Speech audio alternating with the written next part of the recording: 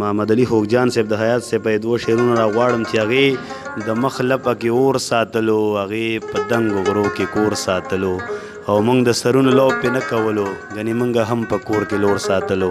محمد علي خوږجان صاحب. د صدر صاحب په اجازت باندې یو وړوکی غزل ویم.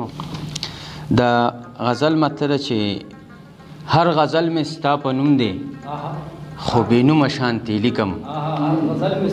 هر غزل مې ستا په نوم دی خو بې نومه شانتې لیکم. شاعري مې ستا خبرې بې مفهومه شانتې لیکم. مننه. زړه مې ونیسي ګریوان نه ستا یادونه را په جنګ شي زړه مې ونیسي ګریوان نه ستا یادونه را په جنګ شي ورته ستا د دیدن لارې نامعلومه شانتې لیکم. مننه.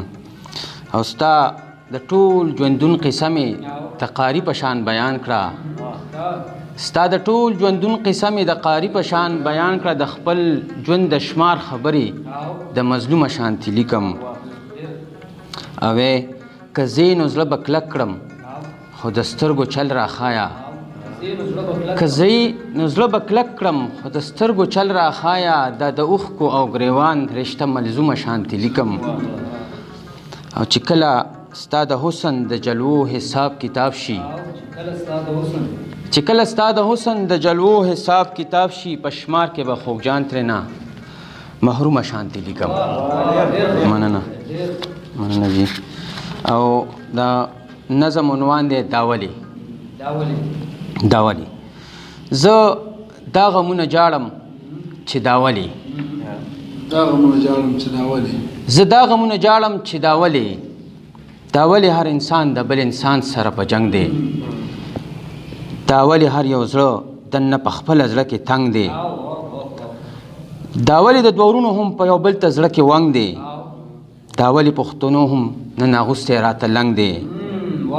داولي تور شو سپینو رنګ لکه لونګ دی. نو زه دا غمونه جاړم چې داولي. زه دا غمونه جاړم چې داولي.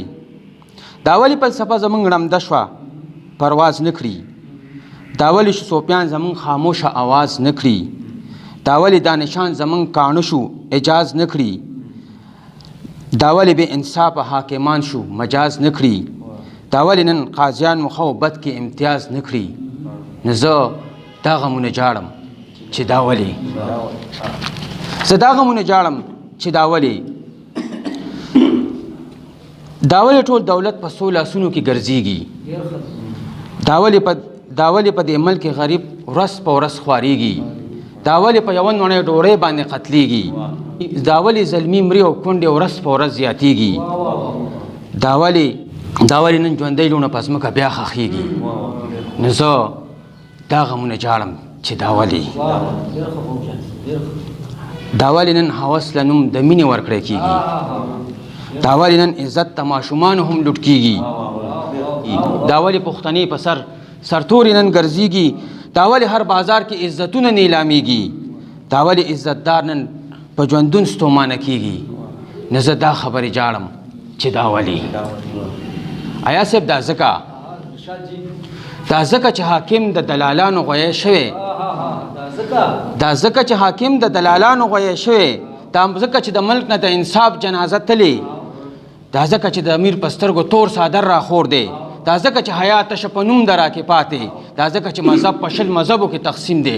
دا ځکه زه دا خبرې جاړم چې داولي. زه دا خبرې جاړم چې داولي.